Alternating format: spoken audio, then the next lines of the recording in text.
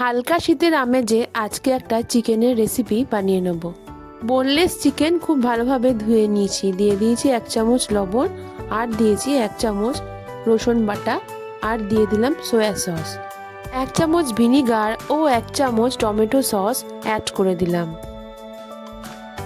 এবার একে একে দিয়ে দিলাম 1 চামচ কাশ্মীরি লঙ্কার গুঁড়ো, 1 চামচ চিলি ফ্লেক্স, আর দিয়ে দিলাম গোলমরিচের গুঁড়ো, একটুখানি কাসুরি মেথি হাত দিয়ে ক্রাশ করে দিলাম।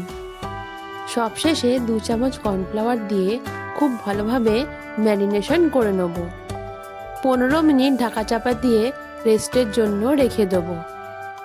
ততক্ষণে আমি কড়াইতে তেলটা গরম করতে দেব। তেল হালকা গরম হয়ে গেলে একে একে আমি পকোড়াগুলো গোল্ডেন ব্রাউন করে ভেজে নেব। শীতের দিনে তৈরি হয়ে গেল আজকের মচমচে চিকেন পকোড়া।